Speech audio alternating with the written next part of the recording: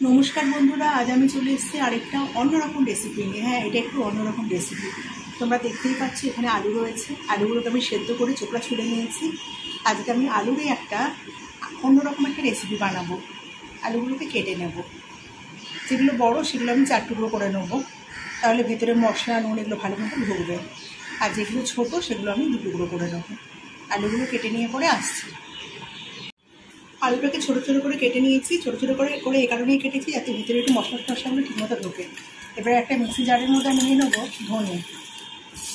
ধনেটা একটু বেশি করে দেবো, 1 চামচ মতো ধনে দিচ্ছি।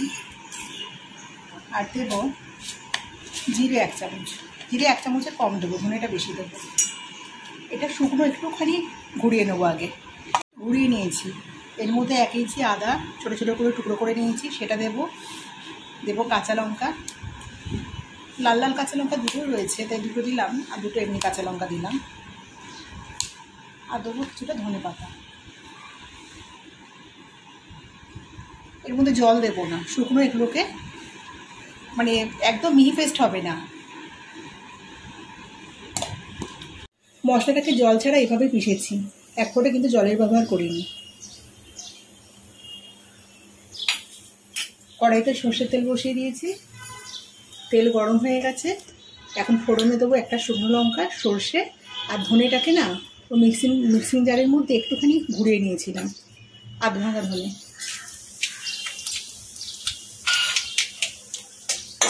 ফোড়নটাকে ভালো করে ভেজে নেব। ফোড়নটা ভালো করে ভেজে নেওয়া হয়ে গেছে। এবার আমার এতটা মশলা লাগবে না, আমি রেখে দেবো বাকিটা। যতটা লাগবে আমি ততটাই দেবো।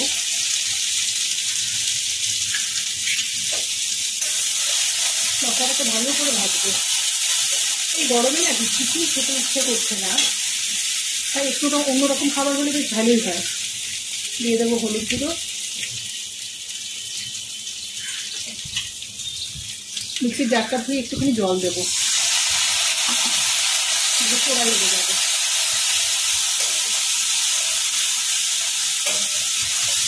একটুখানি কষিয়ে নেবো। আমি এখনো পর্যন্ত কিন্তু কোনো লবণের ব্যবহার করিনি। আমি এর মধ্যে 2 রকম লবণ দেব। এর মধ্যে দেবো প্লেন লবণ, সেটা দিলামই। আর দেবো কিছুটা বিট লবণ। বিট লবণ দিলে পরে কিন্তু স্বাদটা খুব ভালো হয়। সামান্য একটু চিনি দিয়ে দেবো। আমি অবশ্য সব রান্নাতেই চিনি ব্যবহার করি। আবারও ভালো করে কষাবো। আমার ভালো করে কষিয়ে নেওয়া হয়ে গেছে। এই যে তেল ছেড়ে দিয়েছে, এখন আমি এর মধ্যে আলুগুলো দিয়ে দেবো। আলুগুলো দিয়ে ভালো করে নেড়ে চেড়ে নেব।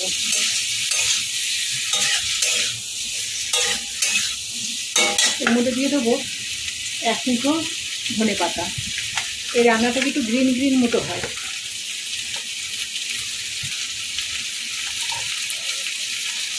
একবার পাহাড়ে বেড়াতে গিয়ে এই খাবারটা খেয়েছিলাম, ভীষণ ভালো লেগেছিল। তো আমি রেসিপিটা জিজ্ঞাসা করেছিলাম। সামান্য একটুখানি শাহি গরম মশলা দেবো, 1 চিমটি।